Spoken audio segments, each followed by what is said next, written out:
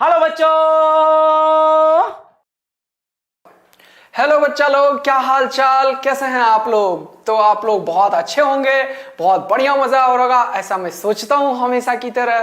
तो अपन आज स्टार्ट करते हैं बहुत ही बढ़िया क्वेश्चन के साथ, और वर्क पावर एनर्जी से स्टार्ट करेंगे बेटा। ऑल्दो पावर मैंने इंक्लूड तो नहीं किया है, तो मुझे वर्क एंड एनर्जी बोलना चाहिए, राइट? तो वर्क एनर्जी का आज का अपना है लेक्चर, और बहुत ही बेहतरीन क्वेश्चन सब मैंने रखा है आज के डेट में। आज तुम वर्क पावर एनर्जी में एक ऐसे लेवल को देखोगे जहां तुम्हें रियल में फील आएगा, भाई साहब ऐसा भी होगा, यस तुम्हें फील आएगा। तो ये रहा, चलिए स्टार्ट करते हैं बेटा। फर्स्ट क्वेश्चन आपके सामने, पॉज कीजिए और आंसर कीजिए जल्दी से इस क्वेश्चन का। मैं रीड करता हूं क्वेश्चन को तब तक। चलिए बहुत ही बढ़िया, मैं साइड हो चुका हूं, पॉज करके आप लोग क्वेश्चन सॉल्व कीजिए तब तक। ओके सर, बहुत ही बढ़िया बात है, मेरे को मत देख बे, क्वेश्चन सॉल्व कर बेटा। चलिए, बोल रहा है बेटा, इन सोन फिगर, ये रहा फिगर, एक कार दिख रहा है, इसका एक्सेलरेशन ए दिख रहा है मेरे को, और एक स्ट्रिंग से एल और एक मास दिख रहा है, ठीक है। The trolley starts accelerating, trolley क्या हुआ, एक्सेलरेट कर गया ए से बेटा, ट्रॉली एक्सेलरेट हो गया ए से विद एक्सेलरेशन ए, बहुत ही बढ़िया।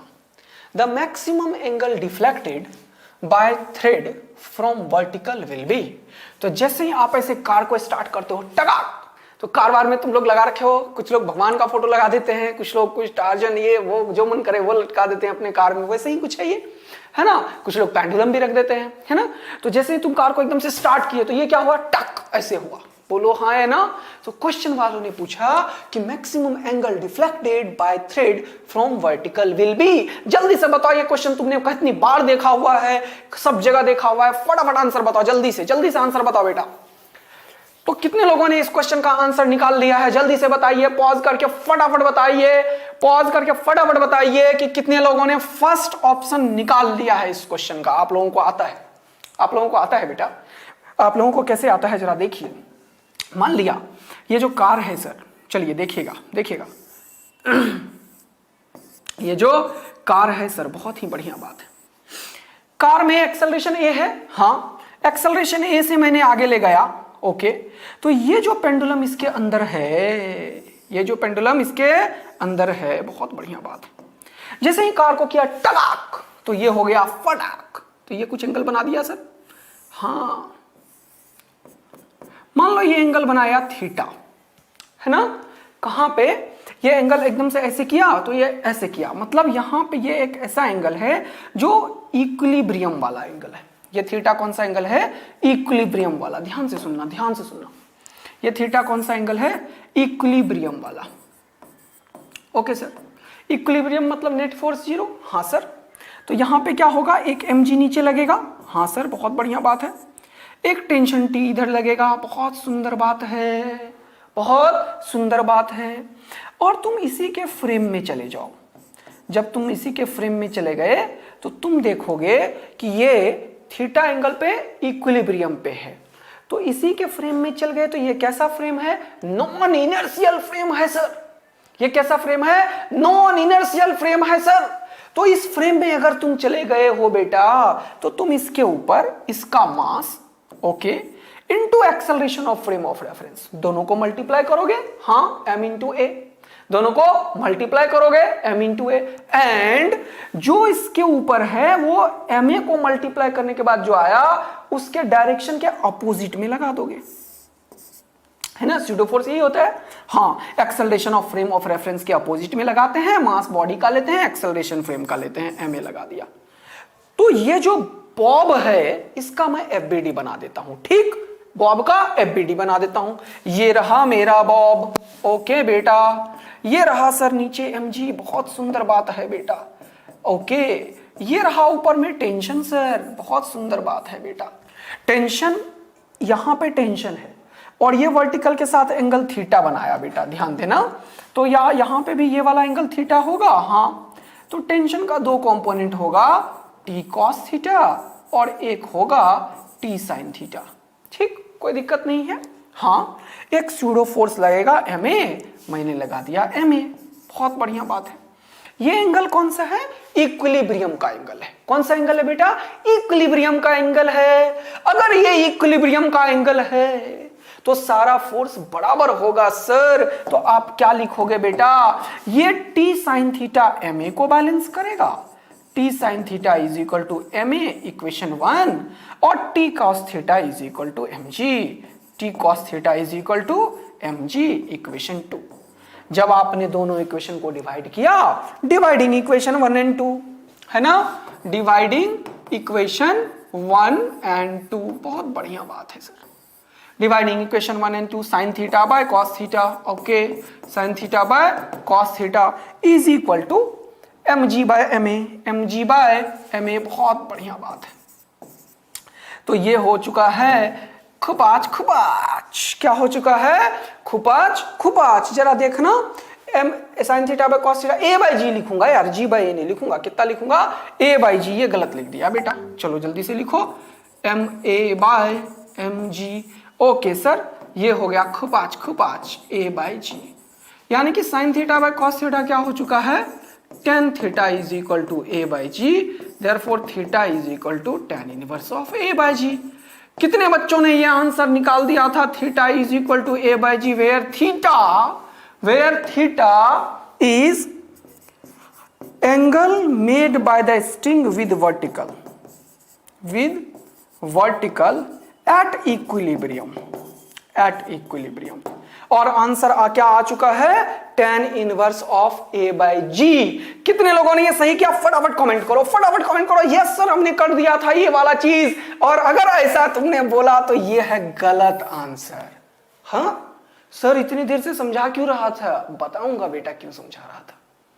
तुम्हें इस चीज का फिजिक्स समझाने के लिए समझा रहा था कि क्या डिफरेंस होता है फिजिक्स के एक सिंगल सा लाइन में। यहां पे अगर मैं लिखता इक्विलिब्रियम, राइट, मैं बोलता the angle deflected by thread from vertical at equilibrium, तो उसका आंसर था बेटा ये tan inverse of a by g. अच्छा, हाँ, क्योंकि मैं शुरुआत से, जब से मैंने सॉल्यूशन शुरू किया, मैंने बोला मान लिया कि थीटा एंगल इक्विलिब्रियम पे है, तो ये फोर्स इधर की तरफ स्यूडो लगा, टेंशन लगा, ये लगा, और इन तीनों का एक कंपोनेंट ब्रेक करके मैंने निकाल लिया क्वेश्चन। हाँ सर, बहुत ही बढ़िया बात है, आपने बहुत ही बढ़िया बात बताया। तो इक्विलिब्रियम पे इक्वेशंस आ गया tan inverse of a by g. लेकिन क्या मैंने इक्विलिब्रियम का एंगल पूछा है? क्या मैंने इक्विलिब्रियम का एंगल पूछा है? No sir. Read the question बेटा। The maximum angle deflected. अच्छा, तो ये मैक्सिमम सारा खेल खेल रहा है क्या? बिल्कुल, यहां पे खेल ये खेल रहा है बेटा, मैक्सिमम एंगल। तो ये जिसका आंसर आ चुका है वो गलत आंसर था। और आप बताइए कि मैक्सिमम डिफ्लेक्टेड एंगल कैसे निकलेगा। इसका फिजिकल ट्रीटमेंट कीजिए और एनालिसिस कीजिए। ऑल्दो ये मैंने एक नया चीज तुम्हें सिखाया कि इक्विलिब्रियम के टाइम पे angle tan inverse A by जी होता है। तो पॉज करके मुझे लॉजिक दीजिए, जल्दी से फटाफट कमेंट करके बताओ कि कौन सा लॉजिक से अब ये मैक्सिमम एंगल बनेगा। मुझे लॉजिक और रीजन बताओ, फटाफट बताओ बेटा। और फिर जब मैं बताता हूं तो बताना, कमेंट करके बिल्कुल बताना कि ये क्वेश्चन का क्या तुम्हें मजा आया। चलिए, तो सर आपका था मैक्सिमम एंगल निकालना, मैक्सिमम डिफ्लेक्शन वाला एंगल विद वर्टिकल, ये निकालना है सर। चलिए क्वेश्चन देखिएगा, क्वेश्चन देखिएगा बेटा। ये रहा आपका पेंडुलम, ये रहा आपका कार्ट ए से एक्सेलरेट करने के लिए तैयार है, बहुत बढ़िया। कार्ट के अंदर सर एक पेंडुलम है, बहुत बढ़िया, जिसका की लेंथ L है सर। ओके, जरा फिजिक्स सोचना बेटा, जरा फिजिक्स सोचना। जैसे ही तुम कार्ट को चलाए, तुरंत से ये स्यूडो फोर्स पीछे लग गया, तुरंत से ये स्यूडो फोर्स इसके ऊपर पीछे लगा। जैसे ही ये स्यूडो फोर्स पीछे लगा होगा, यहां पे जरा फील करो तो, जैसे ही ये स्यूडो फोर्स पीछे लगा होगा इसके ऊपर, तो ये फोर्स एक तरीके का एक्सेलरेशन प्रोड्यूस कर दिया होगा इस डायरेक्शन में इसके पास। यस, मानते हो? हाँ सर, क्योंकि अभी हॉरिजॉन्टल में कोई एक्सेलरेशन नहीं है, लेकिन ये कार के चलते ये ब्लॉक इधर इसलिए गया क्योंकि इसके ऊपर फोर्स लगा मतलब एक्सेलरेशन लगा। यदि एक्सेलरेशन लगा पीछे, तो क्या उसका वेलोसिटी बढ़ना शुरू हो जाएगा? Yes sir. क्योंकि एक्सेलरेशन होता है rate of change of velocity. तो ये जो बॉब है उसके ऊपर इस ma नाम के एक्सेलरेशन के चलते इसका वेलोसिटी बढ़ना शुरू हो गया, इसका वेलोसिटी बढ़ता गया और जैसे ही ये थोड़ा सा ही एंगल बनाया टेंशन का एक कंपोनेंट भी आ गया। हाँ सर, अब ये ma और ये टेंशन का ये वाला कंपोनेंट से एक्सेलरेशन का नेट मैग्नीट्यूड घट गया, एक्सेलरेशन का नेट मैग्नीट्यूड घटा, लेकिन अभी भी इधर इसके ऊपर एक्सेलरेशन इधर ही है ना, क्योंकि ma इस पॉइंट पे इक्विलिब्रियम आया है।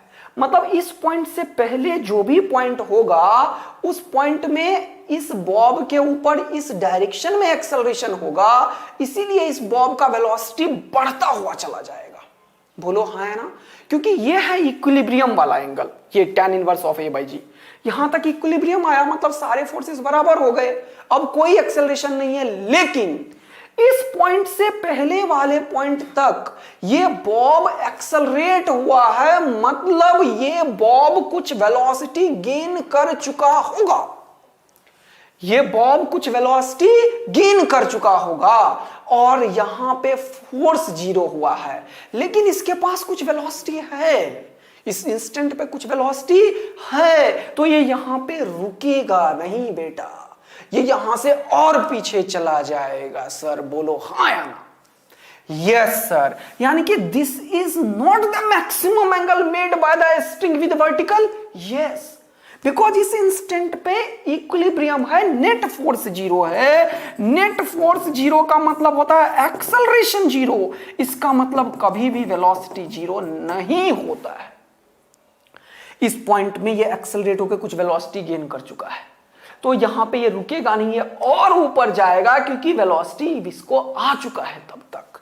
तो यहां पे मैक्सिमम एंगल का जब एनालिसिस करोगे तो ये वाला बॉब एकदम से यहां तक आया इक्विलिब्रियम तक, मान लो ये इक्विलिब्रियम को इंडिकेट कर दिया मैंने तुम्हें समझाने के लिए, और यहां पे कुछ वेलोसिटी है, लेकिन तब तक ये टेंशन और ज्यादा बढ़ गया, तो ये साइन थीटा का कंपोनेंट इधर आने लगा, तो वो ma से ज्यादा हो गया। मतलब अब इस पॉइंट के बाद टेंशन का कंपोनेंट ज्यादा है, तो वो इस वेलोसिटी को घटाएगा, रिटार्ड करेगा, तो भी ये थोड़ा और ऊपर जाएगा और यहां आके ये रिटार्डेशन के चलते ये वाला जो बॉब है वो रुक जाएगा। तो जब ये बॉब पूरा रुक चुका है, वो एंगल लेट इट बी मैंने मान लिया है अल्फा है। क्या है? अल्फा। यानी कि ये अल्फा जो है वो मैक्सिमम डिफ्लेक्शन एंगल है, ये अल्फा जो है वो मैक्सिमम डिफ्लेक्शन एंगल है, और ये जो थीटा था इस पॉइंट पे कहीं पे, वो मैक्सिमम डिफ्लेक्शन एंगल नहीं है सर, वो थीटा इक्विलिब्रियम का एंगल है, और ये अल्फा अब कुछ और गया, और इस पॉइंट पे वेलोसिटी 0 हो चुका है, क्योंकि अब अगर वेलोसिटी 0 नहीं होता तो थोड़ा और ऊपर जाता। वेलोसिटी 0 हुआ मतलब ये पॉइंट इक्विलिब्रियम वाला पॉइंट है। क्या इस क्वेश्चन का फिजिक्स पूरा समझ में तुम्हें आ चुका है? तो बोलो हाँ, और नहीं आया तो बोलो हाँ। बताओ कैसा फिजिकल एनालिसिस समझ में आया, मस्त मजा आया या नहीं आया, ये बता दे बेटा जल्दी, फटाफट कमेंट करके फटाफट बताना बेटा। तो अच्छा, तो इसके ऊपर एक फोर्स लग रहा था ma, हाँ वो फोर्स अब भी लग रहा है क्या? यस, एक फोर्स ma लग रहा है इधर, ये सूडो फोर्स। यहां पे टेंशन अभी भी लग रहा था, अभी भी लग रहा है, ठीक है, ओके। और इस पॉइंट का जब तुम एनालिसिस करो तो एक mg अभी भी लग रहा है और ये mg तब भी लग रहा होगा। क्या ये बात समझ में आई? कोई दिक्कत? No sir. यहां पे पार्टिकल शुरुआत किया था ये बॉब चलना, तो वेलोसिटी कितना? 0, और यहां पे जब ये मैक्सिमम डिफ्लेक्शन एंगल पे होगा, जब ये मैक्सिमम डिफ्लेक्शन एंगल पे होगा तब भी वेलोसिटी 0, तभी मैक्सिमम है, अदरवाइज थोड़ा और ऊपर जाएगा। यस सर, अब हमें समझ में आया। तो अब इस फोटो में देखो, इस पॉइंट से लेके इस पॉइंट तक कौन कौन से फोर्स लगे हैं सर? एक टेंशन, एक mg और एक ma, 3 फोर्स लगा है सर। जरा देखो, क्या यहां पे वेलोसिटी कितना है? 0। यहां पे कितना? 0। तो अब मैं क्या करता हूं, मैं लगाता हूं वर्क एनर्जी थ्योरम। मैं क्या लगाता हूं? वर्क एनर्जी थ्योरम बेटा। क्या लगाता हूं, work energy theorem. Work done by all type of forces is equal to change in kinetic energy. आता है आप लोगों को, बिल्कुल आता है आप लोगों को बेटा। Work done by all type of forces, work done by all types of forces is equal to change in kinetic energy delta के ई।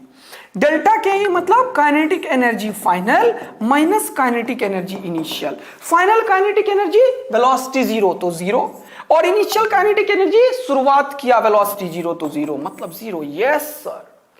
कौन कौन से फोर्सेस इसमें लग रहे हैं जरा ये बताना बेटा।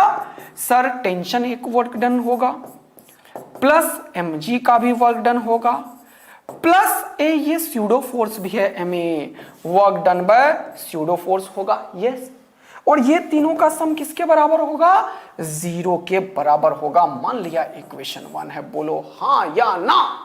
बिल्कुल सही समझ में आया। अब तीनों का वर्क एक एक करके निकालेंगे और आंसर की प्राप्ति। यस सर, अब तीनों का वर्क एक एक करके निकालेंगे और आंसर की प्राप्ति हो जाएगी। जरा देखना, जरा देखना, work done by the tension कितना। देखो ये रहा तुम्हारा बॉब, ये स्ट्रिंग है, ये बॉब है, ये बॉब चलता हुआ आया यहां तक बेटे, यहां तक, ऐसा ही तो कुछ हुआ। मैक्सिमम एंगल ये है थीटा अल्फा, हाँ, ये एल लेंथ का स्ट्रिंग है सर, तो ये भी क्या हो जाएगा, एल लेंथ का स्ट्रिंग हो जाएगा। जरा देखना, एक एक चीज देखना बेटा, अब एक एक चीज देखना बेटा। अब यहां पे सर लग रहा है mg, और यहां पे बॉब में लग रहा है सर इधर की तरफ एक ma, और अभी भी लग रहा है सर ma, और अभी भी लग रहा है सर mg। देखो ध्यानपूर्वक, जब भी कभी सर्कुलर मोशन करवाते हो तो टेंशन का वर्क हमेशा होता है जीरो, क्योंकि टेंशन और डिस्प्लेसमेंट के बीच का एंगल 90, टेंशन और डिस्प्लेसमेंट के बीच का एंगल 90, टेंशन एंड डिस्प्लेसमेंट के बीच का एंगल 90। तो कभी भी अगर सर्कुलर मोशन हो रहा होता है तो work done by the tension हमेशा कितना होता है, जीरो। क्यों? क्योंकि डिस्प्लेसमेंट और फोर्स के बीच का एंगल कितना, 90, और वर्क डन होता क्या है, F dot S, F S cos theta.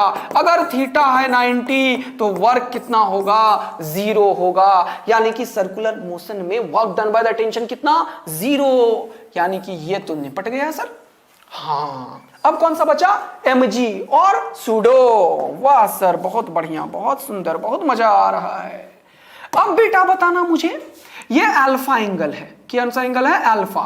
तो एल का ये कंपोनेंट कितना हो जाएगा, एल कॉस अल्फा, और ये कितना हो जाएगा टोटल, एल साइन अल्फा। मैंने तुम्हें बताया था कि यदि कांस्टेंट, ये ma कांस्टेंट है क्या, हाँ, अगर कांस्टेंट फोर्स का वर्क डन निकालना है बेटा, यदि कांस्टेंट फोर्स का वर्क डन निकालना है बेटा, तो फोर्स और into displacement in the direction of force लिखना पड़ेगा।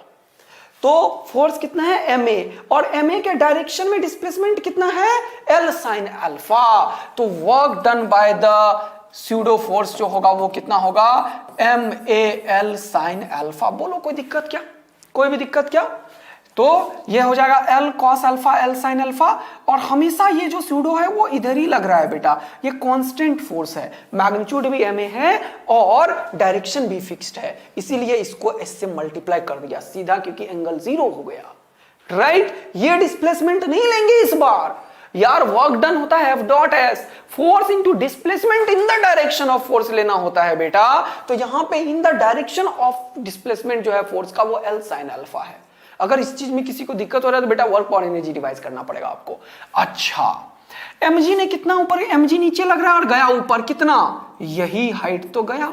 टोटल कितना था L, और ये कितना L cos अल्फा, तो ये कितना L minus L cos alpha. तो ये mg नीचे और डिस्प्लेसमेंट ऊपर, तो mg के डायरेक्शन में कितना वर्क डन बता, mg कितना होगा, माइनस mg, और L कॉमन ले लिया, 1 माइनस कॉस अल्फा। क्या ये तीनों वर्क तुम्हें सिखा दिया मैंने, वर्क निकालना भी, वर्क निकालना, वर्क डन बाय mg निकालना सिखा दिया मैंने, work done by the pseudo force सिखा दिया मैंने। बोलो बेटा, work done by the tension सिखा दिया, इस क्वेश्चन से मैंने वर्क निकालना भी सिखा दिया, इस क्वेश्चन से मैंने वर्क एनर्जी थ्योरम भी सिखा दिया तुम्हें, इस क्वेश्चन से मैंने तुम्हें इक्विलिब्रियम का भी एनालिसिस करवा दिया और बताया नेट फोर्स इक्विलिब्रियम पे जीरो होता है, उसका भी एनालिसिस करवा दिया। और अब मेरा ध्यान है किस पे, from equation 1, work done by the tension plus work done by the mg plus work done by the pseudo is equal to 0। Yes sir. तो बेटा मजा आ चुका है। From equation 1 work done by the tension plus work done by the mg plus work done by the pseudo is equal to 0। Yes sir, बहुत बढ़िया बात है, बहुत बढ़िया बात है। तो work done by the tension निपट चुका है sir 0। Work done by the pseudo कितना हो चुका है MAL sin alpha, MAL sin alpha. और work done by the mg minus MGL into 1 minus cos alpha plus is equal to 0। बोलो कितना मजा आया, आया बात समझ में? Yes sir. ये सारा का सारा को उधर फेंका तो ये क्या हो गया MAL sin alpha is equal to MGL into 1 minus cos alpha. अब इसमें देखो जरा सा, देखो बेटा ये दोनों निपट गया क्या, L और M, L और M निपट गया। बोलो हाँ है ना। तो हो गया A sin alpha is equal to G into 1 minus cos alpha. A sin alpha is equal to G into 1 minus cos alpha. तुम्हें क्या ये आता है हाफ एंगल फॉर्मूला? आता है कि ये ट्रिगोनोमेट्री का फॉर्मूला सर साइन अल्फा जो होगा वो 2 sine alpha by 2 into cos alpha by 2 होगा। Yes sir. 1 minus cos alpha जो होगा वो होगा 2 sine square alpha by 2। Yes sir. ये दो ट्रिगोनोमेट्री का फॉर्मूला तुम्हें बिल्कुल आता होगा, थोड़ा रिवीजन कर लेना। हाफ एंगल फॉर्मूला बहुत ही इंपॉर्टेंट होता है फिजिक्स में। अच्छा, तो अब आप लिखोगे A into 2 sine alpha by 2 into cos alpha by 2। हाँ बेटा।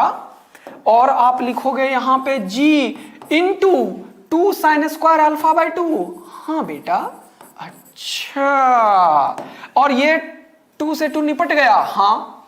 साइन स्क्वायर में से एक साइन अल्फा बाय 2 निपट गया। हाँ। तो ये क्या बचा A cos alpha by 2 is equal to G sin alpha by 2 where alpha is the maximum deflection angle।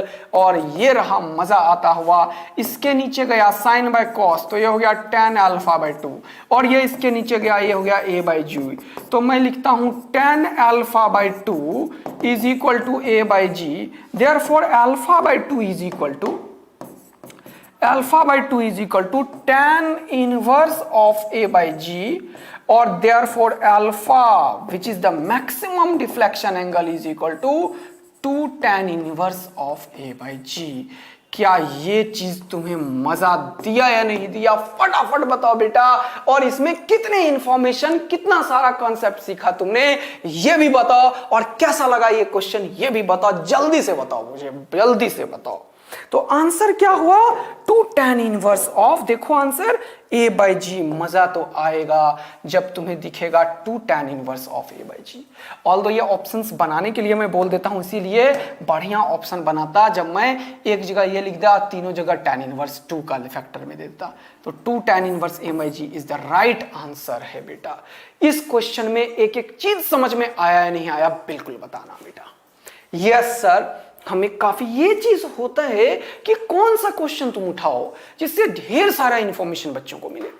अब ये क्वेश्चन सोचो, तुम्हारा वर्क पावर एनर्जी का पूरा रिवाइज करवा दिया या नहीं करवा दिया, वर्क डन सारा निकलवा दिया, वर्क एनर्जी थ्योरम यूज करवा दिया, इक्विलिब्रियम का यूज करवा दिया, टेंशन मेंशन यूज करवा दिया, उसके बाद सबसे ट्रिगोनोमेट्री का 2-3 फॉर्मूला भी याद करवा दिया और फील भी करवाया कि किस तरीके से फिजिक्स अगर एक मैक्सिमम एंगल हो और इक्विलिब्रियम हो, यानी कि फिजिक्स में एक वर्ड चेंज करे तो पूरा फिजिक्स ही हिल जाता है। और उसका रियल फिजिकल एनालिसिस बहुत ही इंपॉर्टेंट है।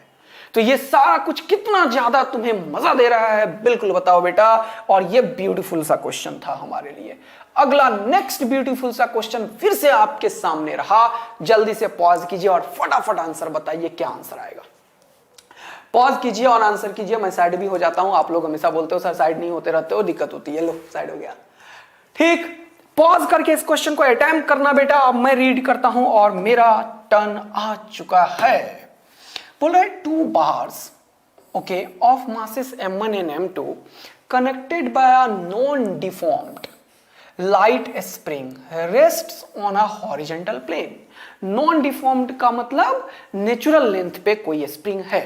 नॉन डिफॉर्म मतलब कंप्रेशन भी नहीं है और एक्सटेंशन भी नहीं है। ठीक, बोल रहा है, दोबारा से सुनेंगे इस चीज को, बोल रहा है 2 bars of masses m1 and m2। ये रहा मान लिया m1, ओके बहुत बढ़िया, और दूसरा बार के बारे में इसने क्या बोला, m2। ठीक है, ये रहा, और ये रहा m1 और ये रहा m2। ठीक है, बहुत बढ़िया,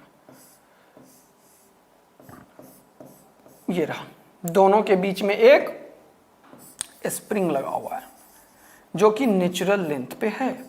ठीक है, इतना इंफॉर्मेशन अभी तक मिला। मासेस है m1 एंड m2। ठीक है, the coefficient of friction between the bars and the surface is equal to mu. Okay, बहुत मजा आ रहा है। यहाँ पे एक फ्रिक्शन कोएफिशिएंट है म्यू, यानी कि ये फ्रिक्शनल सरफेस है। ये कैसा सरफेस है, फ्रिक्शनल सरफेस है, इसमें कुछ फ्रिक्शन भी है। बहुत बढ़िया बात है, मजा आने वाला है। यहाँ पे भी फ्रिक्शन है और यहाँ पे भी फ्रिक्शन है, मतलब सब जगह फ्रिक्शन इज एवरीवेयर। अच्छा, बोल रहा है if P is the minimum constant force that has to be applied in the horizontal direction to the bar of mass m1, यानी कि ये जो रहा अपने पास बेटा m1, इस m1 के ऊपर, और ये रहा m2, इसने बोला a minimum constant force P applied, है ना, मिनिमम कांस्टेंट फोर्स P लगाया गया है इसके ऊपर। अच्छा, मिनिमम कांस्टेंट फोर्स P लगाया गया है इसके ऊपर, किसके ऊपर, m1 के ऊपर बेटा, किसके ऊपर, m1 के ऊपर। अच्छा, और ये कांस्टेंट फोर्स है, याद रखना, सबसे इंपॉर्टेंट बात था कि ये कांस्टेंट फोर्स है और ये मिनिमम है। अच्छा, फिजिक्स घुमा रहा है, देख रहे हो ना, अभी तुम्हें हिला देगा। ये मिनिमम है, सबसे छोटा कांस्टेंट फोर्स है, उससे छोटा कांस्टेंट फोर्स ऐसा नहीं अवेलेबल है जो अगले काम कराने के लिए। ठीक, फिर बोलता है in order to shift the other bar, ये पीछे जो बार है इसको शिफ्ट करना है, थोड़ा सा हिला देना है, कहने का ये मतलब है। तो मिनिमम कांस्टेंट फोर्स P का वैल्यू क्या होगा, उसमें सारे ऑप्शंस हैं। Yes sir, minimum constant force P में सारे ऑप्शंस आपको दे रखा है। यहां पे m2, यहां पे m1, ये कांस्टेंट फोर्स P, ये मिनिमम फोर्स है। ओके, क्वेश्चन का एनालिसिस मैंने कर लिया है। तो बोल रहा है इस ब्लॉक के ऊपर एक P, एक कांस्टेंट फोर्स लगाओ, जबकि फ्रिक्शन सब जगह है और स्प्रिंग नेचुरल लेंथ पे है, कि पीछे वाला बार मूव कर जाए। ठीक, इसे मूव कराना है, यही तो है, और यहां पे फोर्स लगाना है। यहां पे फोर्स लगाओगे तो ये मूव करेगा, ये भी मूव करेगा और ये भी मूव करेगा। तो इस क्वेश्चन का आंसर फटाफट बता दो, जल्दी से बता दो बेटा, जल्दी से बता दो बेटा। तो तुमने बोला, मैंने नहीं बोला, तुमने बोला सर आपके पास एक नहीं 2 ब्लॉक है। हाँ बेटा, 2 ब्लॉक है, दोनों ब्लॉक के बीच में एक स्प्रिंग लगा हुआ है। हाँ बेटा, बिल्कुल लगा हुआ है, वो नेचुरल लेंथ पे है। हाँ बेटा, तो सर जब आपने इसके ऊपर फोर्स लगाया P, तो यहां पे एक फ्रिक्शन लगेगा इधर और यहां पे भी एक फ्रिक्शन लगेगा इधर। हाँ बेटा, इसका मास है m2 और इसका मास है m1, तो यहाँ पे नॉर्मल लगेगा, यहाँ पे mg लगेगा, मजा बहुत आएगा।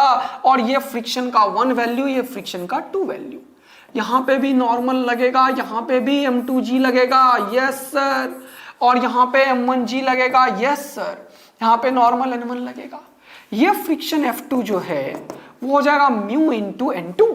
क्या हो जाएगा, म्यू इंटू n2, तो ये हो जाएगा म्यू m2g। हाँ, और ये फ्रिक्शन जो F1 है वो हो जाएगा म्यू m1g।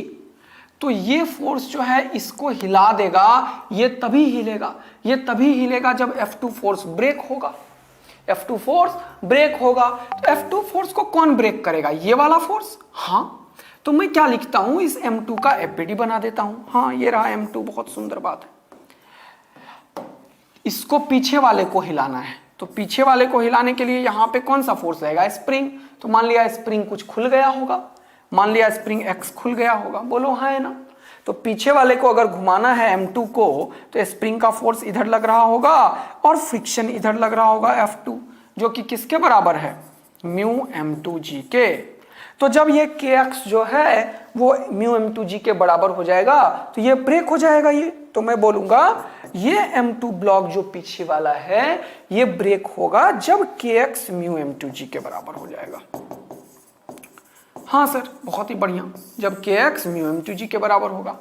फिर इसको देखा मैंने, किसको देखा? इसको देखा, मैंने देखा यहाँ पे kx, हाँ, और kx म्यू M2g के बराबर, हाँ, यहाँ पे F1, हाँ, F1 का मैंने एनालिसिस किया, यहाँ पे F1 जो कि है किसके बराबर? म्यू M1g के बराबर, और यहाँ पे kx जो कि है किसके बराबर? म्यू M2g के बराबर, हाँ सर, और यहाँ पे है p, तो मुझे इसे हिलाने के लिए p का वैल्यू कितना होना चाहिए? Mu M1g plus mu M2g के बराबर होना चाहिए। और ये बोलते हुए तुमने आंसर किया होगा mu M1g plus mu M2g, जो कि फिर से गलत है बेटा। हाँ, ये क्या सर, सारा कुछ बताने के बाद गलत करवाते हो? बताता हूं मैं तुम्हें कि किस तरीके से एक स्टूडेंट सोचता है।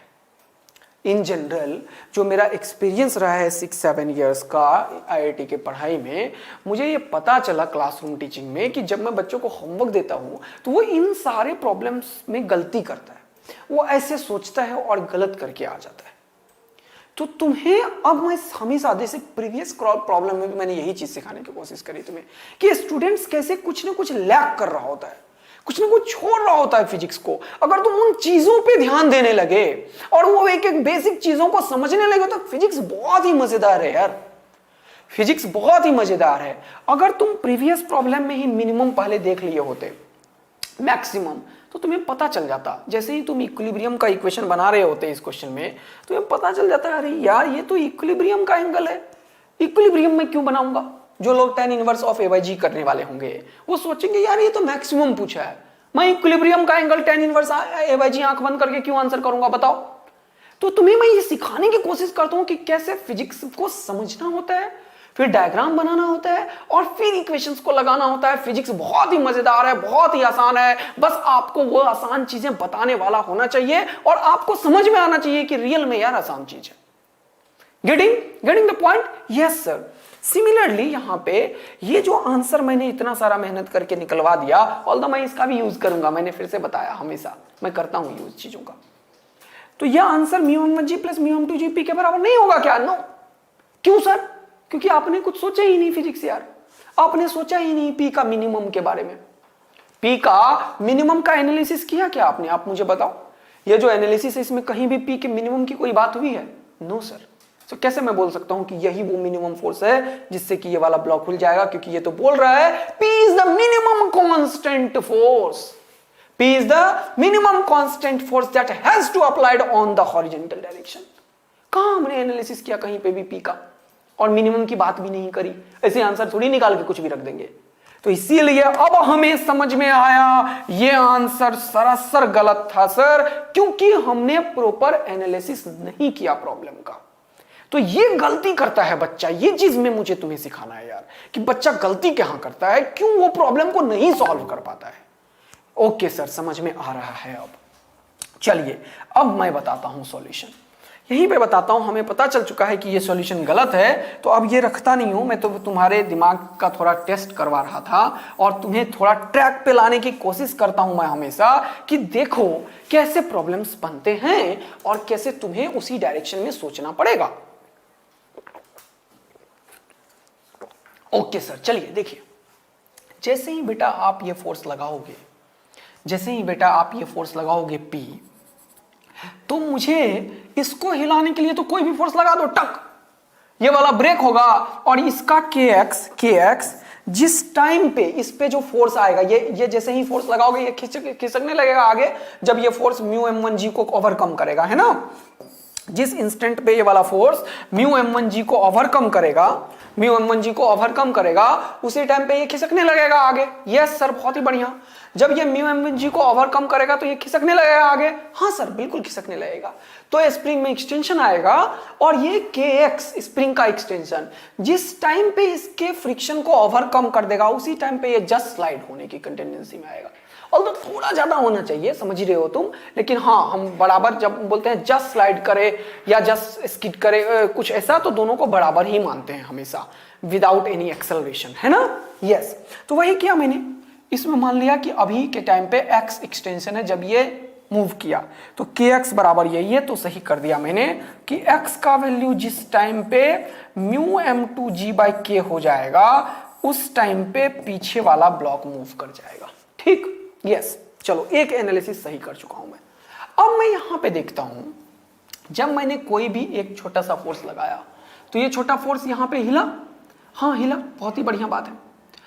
उसके चक्कर में क्या हुआ, म्यू एम जी से ज्यादा फोर्स लगाया तो ये हिला, तो ये स्प्रिंग में क्या हुआ, स्प्रिंग एक्सटेंशन होने लगा। हाँ, जैसे ही स्प्रिंग एक्सटेंशन खींचा, स्प्रिंग इधर खिंचाने लगा, तो ये पी का फोर्स में ये वाला फोर्स कम होने लगा। हाँ सर, ये भी बात है। अब ये वाला फोर्स मैं क्या करूं, ये तो फोर्स फिक्स्ड है, ये क्या है, कांस्टेंट फोर्स है, फिक्स्ड फोर्स है, मुझे एक ही फोर्स लगाना है, मुझे वेरिएबल फोर्स नहीं लगाने हैं। लेकिन ये स्प्रिंग का फोर्स तो वेरिएबल है, स्प्रिंग का फोर्स तो वेरिएबल है, ये तो kx x पे डिपेंड कर रहा है, बोलो हाँ है ना। तो मैं कैसे सोचूं इसका फिजिक्स को कि मुझे ये पता चल जाए कि ये फोर्स मिनिमम कब होगा, ये मुझे तुमसे आंसर चाहिए। फटाफट कमेंट का लाइन लग जाना चाहिए बेटा। अगर तुम रियल में पढ़ते हो, 15,000 20,000 25,000 व्यूज आते हैं, तो कम से कम इस क्वेश्चन का आंसर में 5,000 तो जरूर ही आना चाहिए, ताकि मुझे पता चले कि कितने बच्चे दिमाग लगा रहे होते हैं यार पढ़ने के टाइम पे। कितने बच्चे अभी हमारे पास और इंडिया में जो हैं, जो रियल आईआईटीएन बनना चाहते हैं, जो इसके पास रियल ब्रेन होता है, जो रियल में टीचर के साथ पढ़ रहे होते हैं, पता चल जाएगा अभी तुरंत। बताओ कि ऐसा में क्या, कुछ भी बताओ, सही या गलत कुछ भी हो सकता है बेटा, बताओ मुझे, और बताओ कि कैसा मजा आ रहा है क्वेश्चन को देख के, फील आ रहा है तुम्हें कि आईटी कैसे एक एक वर्ड पे क्वेश्चन फ्रेम करती है। मिनिमम बोल दिया और हिल रहे हैं हम तभी से, गेटिंग? यस। अब देखना जरा ध्यान से, मिनिमम का एनालिसिस अब मैं करता हूं बेटा। मैंने एक फोर्स लगाया, ये खिसका, और ये वाला ब्लॉक जो है तुरंत से ये पीछे लगने लगा फोर्स, है ना।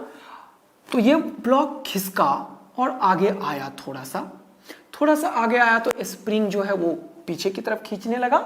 हाँ, तो अब ये फोर्स और ये फोर्स एक टाइम पे अगर बराबर हो जाए, मैंने छोटा सा फोर्स लगाया तो धीरे धीरे ये एक्सटेंशन पैदा करके kx इसके बराबर हो जाए, सपोज करो, राइट। हाँ सर, kx इसके बराबर हो गया है, लेकिन क्या ये ब्लॉक तब तक कोई वेलोसिटी गेन करेगा या नहीं करेगा यार, ये बताओ। क्या ये ब्लॉक कोई वेलोसिटी गेन करेगा या नहीं करेगा, मुझे ये बताओ। हाँ सर, करेगा। जैसे ही आप म्यू m1g से ज्यादा फोर्स लगाओगे तभी ये चलेगा, तो पक्का का पक्का आपका फोर्स तो म्यू m1g से ज्यादा होना चाहिए यार। हाँ सर, म्यू m1g से ज्यादा फोर्स लगाया तो उस टाइम पे ये ज्यादा है और फ्रिक्शन को ओवरकम कर गया, तो तुरंत से नेट फोर्स इधर लगने लगा। हाँ, नेट फोर्स इधर लगने लगा, मतलब ये ब्लॉक जो है वो एक्सेलरेट हो गया, ये ब्लॉक जो है वो एक्सेलरेट हो गया बेटा। तो ये वेलोसिटी गेन करने लगा। हाँ, वेलोसिटी गेन करने लगा है और फोर्स तुम लगाए हुए हो, तो ये वेलोसिटी गेन करने लगा, मतलब स्प्रिंग आगे खींचने लगा और ये रुका हुआ रहेगा, क्योंकि जब तक इस स्प्रिंग में ये वाला एक्सटेंशन ना पैदा हो जाए ये ना खुलेगा। नहीं खुलेगा सर, नहीं खुलेगा। तो ये वाला चीज जो होगा, ये जैसे ही वेलोसिटी गेन करेगा आगे जाएगा। सुनना बात को ध्यान से, अगर बीच में कोई ऐसा सिचुएशन आ जाए जिसमें ये वाला फोर्स और ये दोनों फोर्स मिलके इसके बराबर हो जाए, तो क्या ये उस टाइम पे रुक जाएगा? नो सर, फिर से वही एनालिसिस, उस टाइम पे ये नहीं रुकेगा, क्योंकि तब तक ये वेलोसिटी गेन कर चुका होगा। अब क्या होगा? अब यहां पे बीच में एक सिचुएशन आया जब ये वाला फोर्स और ये स्प्रिंग और फ्रिक्शन दोनों मिलकर इसके बराबर हो गया, लेकिन क्या ये ब्लॉक रुका? नहीं रुका सर। तो ये और आगे जाएगा क्या? Yes sir. जब ये और आगे जाने लगेगा तो ये स्प्रिंग को और खोलेगा बेटा, और खुलेगा ये स्प्रिंग। हाँ सर, ये स्प्रिंग और खुलेगा। जिस टाइम पे, अब सुनना मेरा बात, जिस टाइम पे ये वाला ब्लॉक का वेलोसिटी के चलते आगे जा रहा है, लेकिन स्प्रिंग और खुलेगा, तो अब पीछे का फोर्स ज्यादा बढ़ जाएगा, यानी कि इधर का फोर्स अब ज्यादा है, क्योंकि ये फोर्स तो फिक्स था। इस पॉइंट पे ये फोर्स बराबर हो चुका है और इसके बाद ये आगे जा रहा है, मतलब स्प्रिंग खुल रहा है, मतलब इधर का फोर्स अब ज्यादा होगा क्योंकि एक्स बढ़ रहा है। ये वाला फोर्स ज्यादा होने के चलते अब ये वेलोसिटी घटेगा। अगर ये वेलोसिटी घटते घटते एक पॉइंट आया और जिस पॉइंट पे वेलोसिटी जीरो हो जाए, जिस पॉइंट पे वेलोसिटी जीरो होगा उसी पॉइंट पे जैसे ही ये ब्लॉक का वेलोसिटी जीरो हो उसी पॉइंट पे ये वाला एक्चुअल में इतना एक्सटेंशन पैदा कर दे। समझ में आया क्या बोल रहा हूं? दोबारा सुनो बेटा, बहुत बढ़िया सा क्वेश्चन है यार, रियल क्वेश्चन है फिजिक्स का। जिस टाइम पे ये वाला ब्लॉक का वेलोसिटी जीरो हो जाए उसी टाइम पे अगर ये वाला स्प्रिंग इतना एक्सटेंशन पैदा कर दे तो मैं बोलूंगा कि पहले भी इसका वेलोसिटी जीरो था और अब भी इसका वेलोसिटी जीरो है, पहले भी इसका वेलोसिटी जीरो था और अब भी इसका वेलोसिटी जीरो है। इसका मतलब कि मेरा जो इस फोर्स का वर्क है वो कहीं खराब नहीं हुआ। मैंने किसी को काइनेटिक एनर्जी देने में वेस्ट नहीं किया एनर्जी, ये भी रुकेगा और ये रुका ही था। मतलब मेरा जो वर्क है वो कहीं लैप्स नहीं हुआ और जिस टाइम पे इसका वेलोसिटी जीरो है उसी टाइम पे अगर ये वाला एक्सटेंशन इतना पैदा हो जाए तो ये भी हिल जाएगा। मेरा जो फोर्स का वर्क है वो कहीं खराब भी नहीं हुआ ज्यादा। अरे जितना फ्रिक्शन में खराब होना है वो तो होना ही होना है, उतना तो एनर्जी का लॉस होना ही है, लेकिन मैंने और कहीं काइनेटिक एनर्जी में अपने एनर्जी को नहीं दिया, अपने वर्क को किसी के काइनेटिक एनर्जी में नहीं बढ़ाया। तो ऐसा फोर्स जो ये काम करवा दे कि इसे मूव करवाए और इसे जिस टाइम पे वेलोसिटी जीरो हो उसी टाइम पे इसका एक्सटेंशन इतना करवा दे, वो फोर्स पक्का का पक्का मिनिमम फोर्स होगा सर। क्या ये एनालिसिस तुम में से सबको समझ में आया है नहीं आया मुझे बताओ। दोबारा सुनो, बताता हूं। मिनिमम फोर्स वो फोर्स होगा जिसका कि वर्क किसी के काइनेटिक एनर्जी में नहीं जाए, राइट? वो तब संभव है जब मैंने जो फोर्स लगाया उससे ये खिसका एक टाइम बीच में आ जाए कि क्योंकि ये मिनिमम है, छोटा से छोटा फोर्स है। अरे बड़े फोर्स से तो तेजी से धक्का दो, ये खुल ही जाएगा कभी ना कभी, तो ये तो खुल ही जाएगा कभी ना कभी। हाईएस्ट अमाउंट ऑफ फोर्स के लिए क्वेश्चन थोड़ी फ्रेम हो रहा है, क्वेश्चन तो मिनिमम फोर्स के लिए फ्रेम हो रहा है। तो मिनिमम फोर्स वो होगा सर जब ये वाला ब्लॉक आगे आए, सुनना बात को ध्यान से, और एक ही टाइम पे ये स्प्रिंग वाला ये वाला फोर्स बराबर हो जाए तो उसके, लेकिन तब तक तो ये ज्यादा था तो वेलोसिटी गेन कर लेगा तो रुकेगा नहीं, आगे जाएगा थोड़ा। जैसे ही आगे जाएगा ये और खुलेगा, अभी इसके बराबर ना हुआ हो लेकिन ये खुलते जिस टाइम पे ये रुके उसी टाइम पे इसका एक्सटेंशन इसके बराबर हो जाए तो ये स्लिप कर जाएगा और मेरा वर्क कहीं भी किसी के काइनेटिक एनर्जी में लैप्स नहीं हुआ। यस, यानी कि ये फोर्स उस टाइम पे मिनिमम होगा। क्या ये फील आया तुम्हें? अगर नहीं आया तो एक दो बार सुनो, ये बहुत ही बेहतरीन क्वेश्चन है बेटा, बच्चों को कम समझ में आता है, लेकिन मैंने पूरा का पूरा डिस्क्रिप्टिव एनालिसिस किया है इस प्रॉब्लम का ताकि तुम्हें रियल में फील आए कि एक्चुअल में फिजिक्स ये चीज है यार। अगर तुम समझ के करोगे तो यस मजा आएगा यार, बेहतरीन मजा आएगा फिजिक्स में।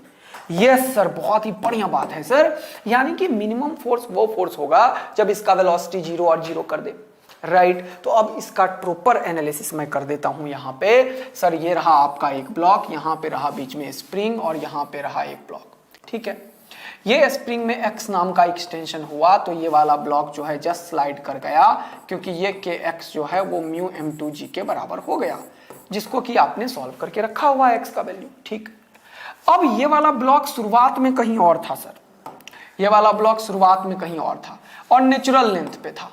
अब इसको खींचा तो कितना खींचा? x खींचा, तो ये वाला p ब्लॉक p जो है वो कितना वर्क किया होगा? p इंटू एक्स वर्क किया होगा। हाँ, फ्रिक्शन इसके ऊपर इधर लग रहा है, इस फ्रिक्शन का वैल्यू होगा म्यू m1g सर। तो फ्रिक्शन ने कितना वर्क किया होगा? Mu m1g minus x sir. हाँ, इनिशियल सिचुएशन में वेलोसिटी इसका भी जीरो इसका भी zero, initial situation. Final situation में इसका वेलोसिटी जीरो, ये जस्ट स्लाइड किया, और फाइनल सिचुएशन में इसका भी वेलोसिटी जीरो हो जाए क्योंकि मैंने एनालिसिस ऐसा ही कुछ किया। फॉर मिनिमम फोर्स इसका वेलोसिटी जीरो होना चाहिए और वो जो x है वो बिल्कुल म्यू m2g बाई k के बराबर होना चाहिए। वो जो x है वो x का वैल्यू कितना होना चाहिए? म्यू m2g बाई k के बराबर होना चाहिए। तो पक्का उस टाइम पे वो फोर्स होगा मिनिमम। हाँ सर, तो अब मैं लगाता हूं इस क्वेश्चन में बेटा वर्क एनर्जी थ्योरम फिर से, क्योंकि वर्क एनर्जी थ्योरम जो है वो तो बहुत ही बढ़िया सा थ्योरम है और मैं तो इसे भगवान ही बोलता हूं भाई इस थ्योरम को, ठीक। तो इसमें कौन कौन सा फोर्स लग रहा है? P, तो work done by the P plus work done by the friction F1, क्योंकि F1 के अगेंस्ट ही गया है, F2 का कोई भी वर्क नहीं होगा क्योंकि ये फिक्स्ड है। तो work done by the P plus work done by the F1 plus work done by the spring बेटा इज इक्वल टू डेल्टा के ई। और डेल्टा के ई का मतलब क्या? Kinetic energy final minus kinetic energy initial. Final कितना? 0 0, इनिशियल कितना? 0 0, कहीं कोई काइनेटिक एनर्जी नहीं है। 0 माइनस 0 ये हो गया 0। यस सर, बहुत ही बढ़िया बात है सर। P ने कितना वर्क किया? P लग भी इधर रहा है और x ही खिंचाया है, वो x का वैल्यू ये रहा। हाँ, तो P का वर्क px, फ्रिक्शन का work μm1g into x, minus लिखा क्योंकि फोर्स इधर डिस्प्लेसमेंट इधर, μm1g इंटू x। स्प्रिंग का वर्क जरा ध्यान देना, स्प्रिंग में फोर्स लग रहा है इधर, डिस्प्लेसमेंट इधर है, तो वर्क निगेटिव होगा। ऑल्दो ये वेरिएबल फोर्स का वर्क है तो माइनस हाफ के एक्स स्क्वायर होगा। तुम्हें शायद ये चीज पता हो, ये कितना होगा? माइनस हाफ के x square work done by the spring. Done. Variable force, थोड़ा सा एलिमेंट लेंगे के एक्स डी एक्स और फिर उसे इंटीग्रेट करेंगे तो एक्स स्क्वायर बाय 2 का फैक्टर है ना आ जाएगा, क्योंकि वेरिएबल फोर्स का वर्क है। Work done by the spring भी रिवीजन हो रहा है, देख रहे हो यहाँ पे? यस सर, बहुत ही बढ़िया बात है। तो अब यहाँ पे देखो, ये x सब जगह है, x कॉमन ले लो, तो ये क्या हो गया? P minus μm1g, P minus μm1g, x common, और ये माइनस हाफ k और ये into x is equal to 0। दो चीज का प्रोडक्ट 0 है, या तो ये 0 होगा या तो ये 0 होगा, है ना? तो ये 0 देके तो कुछ नहीं दिया, x का वैल्यू 0 शुरुआत में बोल रहा है ऐसा, तो ठीक है शुरुआत में 0 है, लेकिन ऐसा काम तो हुआ नहीं है, पीछे वाला नहीं, तो ये नॉट एक्सेप्टेबल आंसर है इसका। ये 0 होगा। अब तो इसको मैं अगर यहां पे लिखूं, जरा देखना, तो लिखूंगा P minus μm1g, P minus μm1g minus half के एक्स इज इक्वल टू 0। हाँ सर, मुझे P का वैल्यू निकालना है, तो ये उधर गया, क्या हो जाएगा? μm1g, और ये भी उधर गया प्लस हाफ के और इंटू एक्स। एक्स का वही वैल्यू होगा जो ये है और जिस टाइम पे ये मूव कर जाए। तो एक्स क्या है? μm2g बाई के। एक्स क्या है? μm2g बाई के। तो अब मजा आ चुका है हमें, ये और ये निपट चुका है, आंसर हो चुका है μm1g प्लस μm2g बाई 2। देखो ये मिनिमम की बात कर रहा है, अगर इसमें स्ट्रिंग लगा देते तब आंसर वही होता यार। खींचना दोनों को है, दोनों को खिंचाना है ना? देखो कितना बेहतरीन प्रॉब्लम बन गया है, खींचना दोनों को है, तो μm1g यहां μm2g यहां, लेकिन आंसर क्या आ रहा है? यहां पे μm1g पूरा, लेकिन μm2g का आधा। देखो बेटा, μm1g पूरा और μm2g का आधा, देखो कम, छोटा फोर्स लगा। पहले μm1g प्लस μm2g था, लेकिन इसका आधा ही एनालिसिस में यूज हो रहा है, किसीलिए ये मिनिमम फोर्स है सर। और आंसर में हमें समझ में आया कि यस, तो ये हो चुका है μm1g, है ना, प्लस μm2g बाई 2। तो फर्स्ट आंसर बिल्कुल सही समझ में आ गया। क्या तुम्हें फील आया और इस क्वेश्चन में तुमने देखा कि कैसे किसी भी प्रॉब्लम का फिजिकल एनालिसिस बहुत ही ज्यादा इंपॉर्टेंट है, और ये एक बेहतरीन क्वेश्चन है यूरोडोव का बच्चे, ठीक है, जिसमें कि हमने रियल फिजिक्स को देखा है, रियल सीखा है, और इस क्वेश्चन को मॉडिफाई कर करके आईआईटी पता नहीं कितने बार पूछी है क्वेश्चन भाई। तो आज मैंने उन सारे क्वेश्चंस को रखा है जो एक्चुअल में है तो यूरोडोव का ही, लेकिन आईआईटी ने उसको थोड़ा थोड़ा मॉडिफाई कर करके अपने मन से ऑप्शन बना बना के मोर देन वन बना दिया, कभी कभी कुछ कर दिया, कभी कुछ, और ढेर सारे प्रॉब्लम पूछे हैं भाई लाइन से।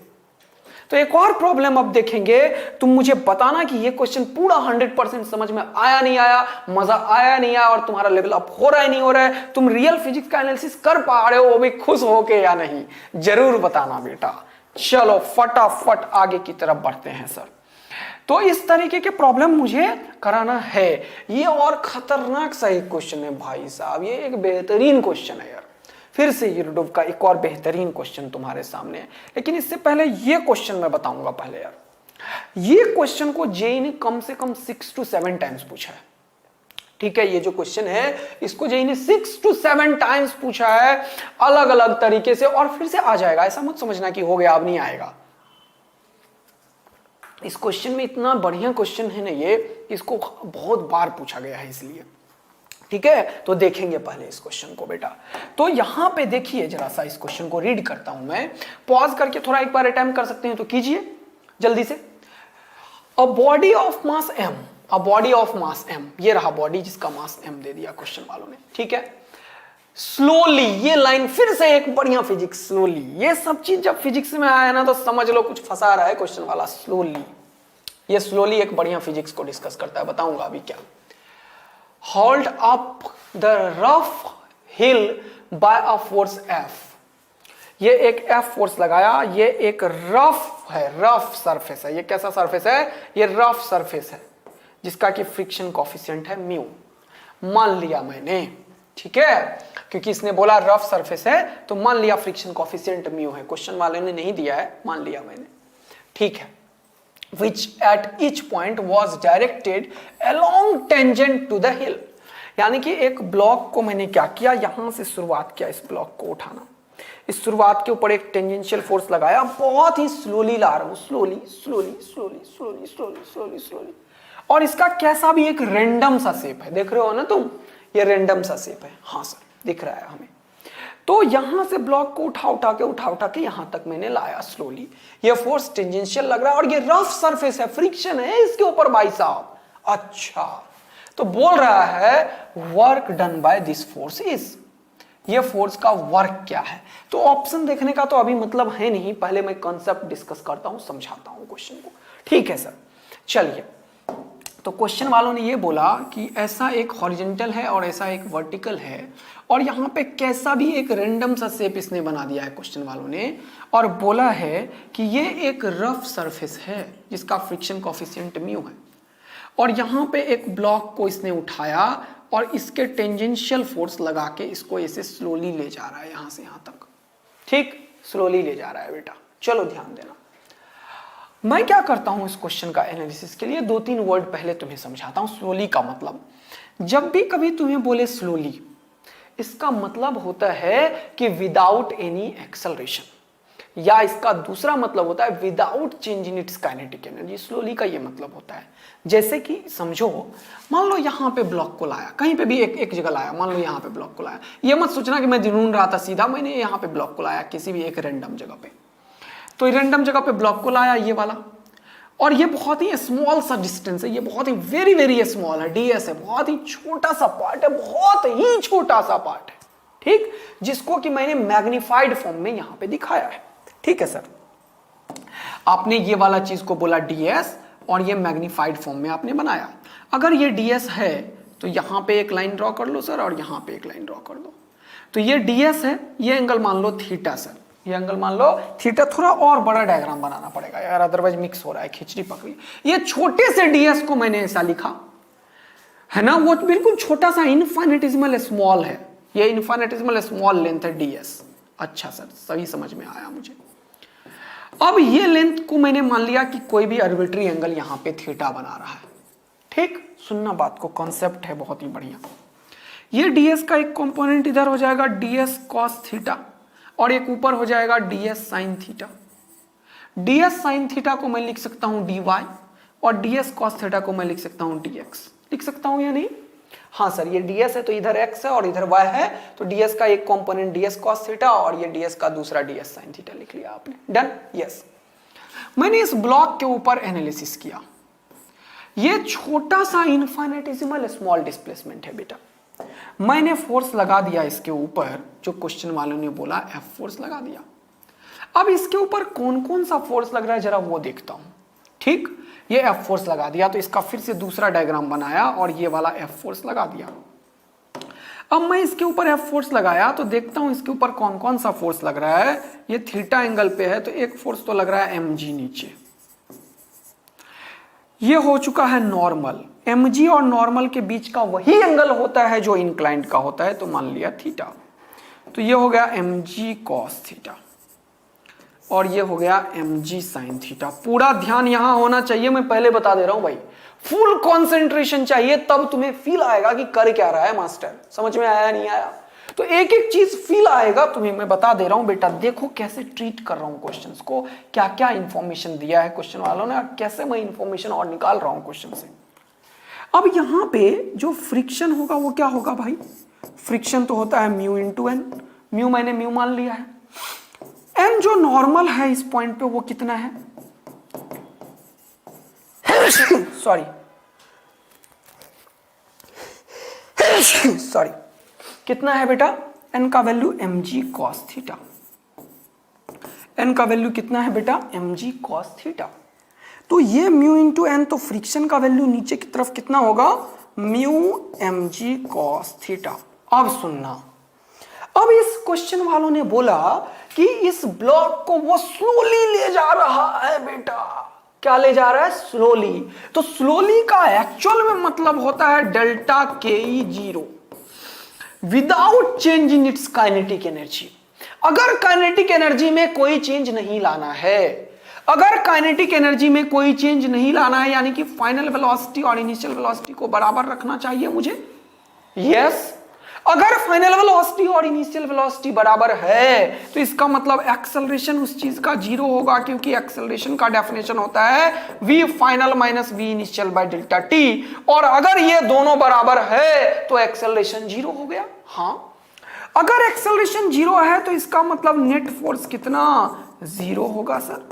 अगर एक्सेलरेशन जीरो है तो नेट फोर्स कितना, जीरो। स्लोली का एक्चुअल में मतलब ये है कि अगर ये फोर्स लग रहा है ऐसे, तो ये जो फोर्स उधर लग रहा है और ये जो दोनों फोर्स नीचे लग रहा है, ये दोनों बराबर होंगे। ये कहां से आया, स्लोली से आया। इस वर्ड का ये मतलब था बेटा, एक छोटा सा वर्ड जो स्लोली था। अच्छा भाई साहब, ये बात है, बिल्कुल ये बात है बेटे। तो यहां पे अकॉर्डिंग टू द क्वेश्चन मैंने लिखा, स्लोली का मतलब को यूज किया बेटा, और मैंने लिखा mg sin theta plus mu mg cos theta.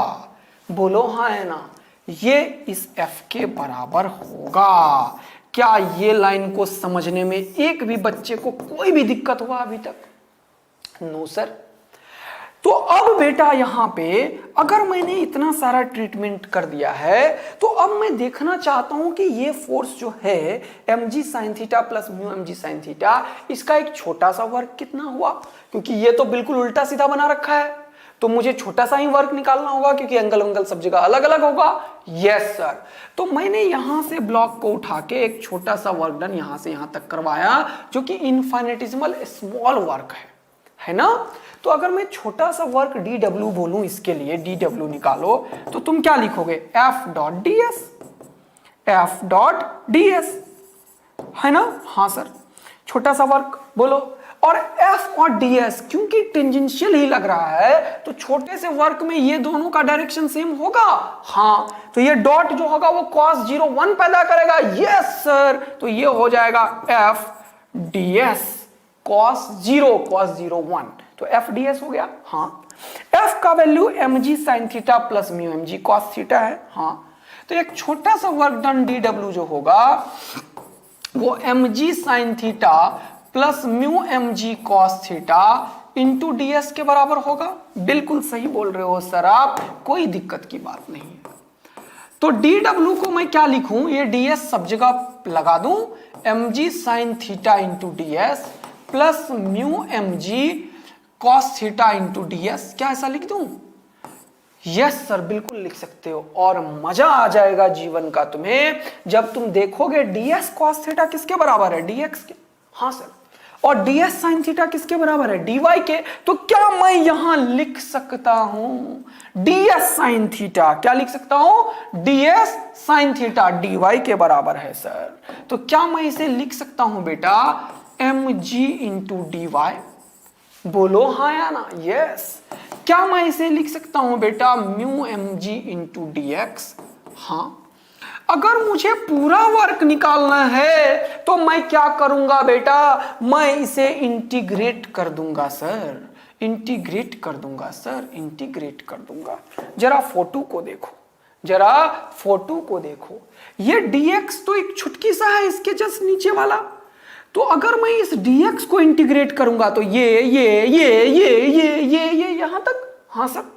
मान लिया ये दूरी जो है वो कुछ है, क्या मानना चाहते हो, हॉरिजॉन्टल में है ना।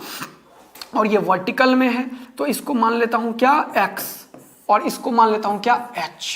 मान लिया मैंने ये भी दूरी, है ना।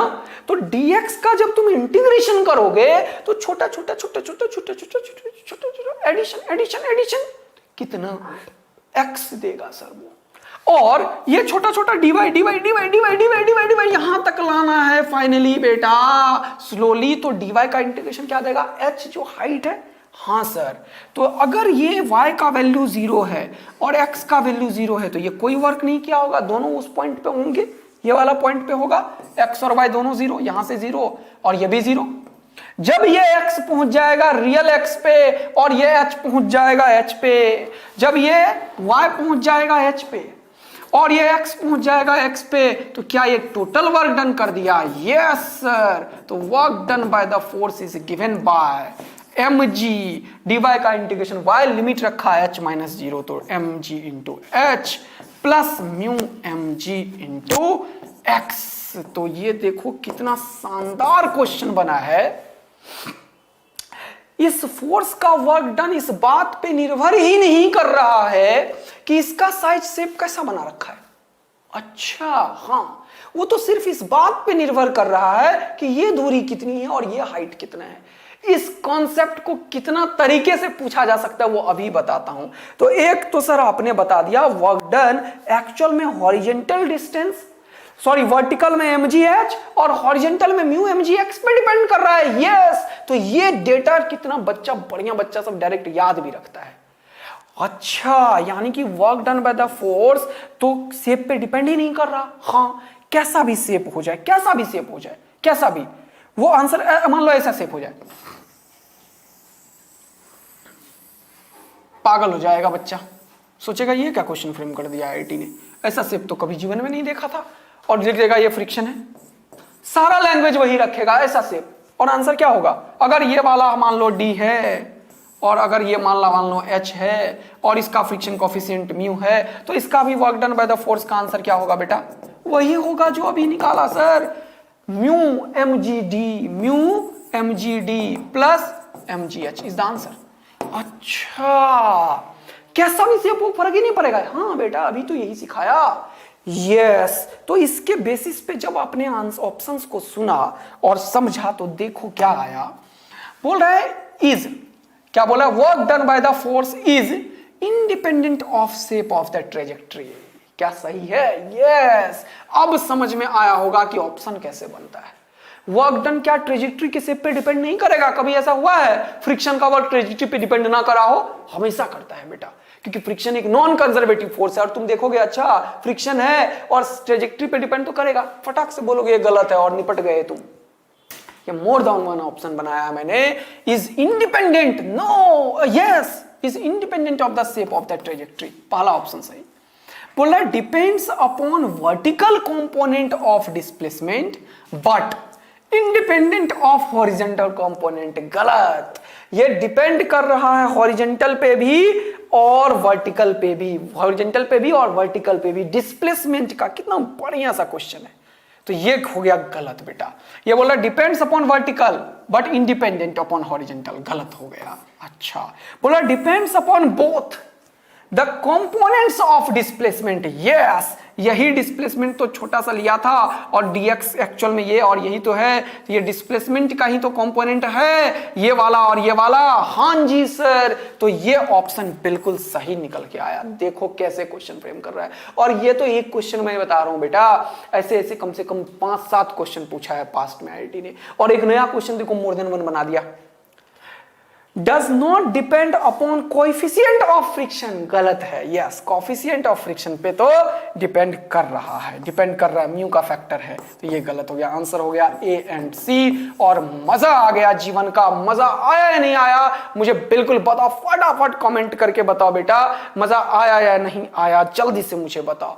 तो बेटा एक्चुअली ना क्वेश्चन से एक बहुत ही शानदार मैं तुम्हारे लिए रख रखा हूं यहाँ पे, और 2 क्वेश्चन, एक ये क्वेश्चन रख रखा हूं यार, बहुत ही बढ़िया मन था कराने का।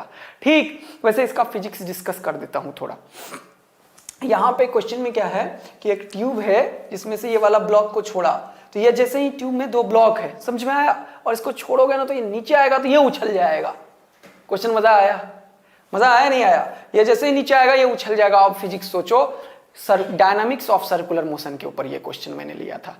ठीक, तो ये क्वेश्चन मैं दोबारा से बता दूंगा, इसका आंसर आई थिंक ए आ जाएगा, तो तुम लोगों ने बोला था। और एक और क्वेश्चन जो मैंने रख रखा था वो भी कवर तो नहीं कर पाया हूं मैं, ये बहुत ही बेहतरीन क्वेश्चन माना जाएगा यार। ये क्वेश्चन बहुत ही बढ़िया है यार, ये बिना बताए तो नहीं होने वाला है। ट्राई मारना फिर से। ये सारे क्वेश्चंस आज मैंने यूरोडोव के ही रखे थे आपके लिए, लेकिन अब बेटा बहुत ही ज्यादा हो जाता है समय बताते बताते, तो मैं कवर नहीं कर पाता हूं, लेकिन करेंगे बेटा जैसा डिमांड होगा। अगर डिमांड आया कि नहीं सर ढेर सारे क्वेश्चन आए और बहुत सारे बच्चों का डिमांड आया, तब मेहनत बिल्कुल करूंगा बेटा, क्योंकि सिलेक्शन आपको लेना है, आपका नीड होगा तो हम पूरा बिल्कुल करेंगे। तो थैंक यू बच्चा लोग, मिलेंगे फिर से नेक्स्ट वीक में, तब तक के लिए बाय बाय। कैसा रहता है ये क्लास बिल्कुल बताना, एकदम मस्त मजा आता नहीं, और ये ब्यूटीफुल सा क्वेश्चन कितना फील दिलाता है तुम्हें वो भी बताना। थैंक यू बच्चे, मिलते हैं फिर से नेक्स्ट। पढ़ाई करते रहें, ऑल द वेरी बेस्ट।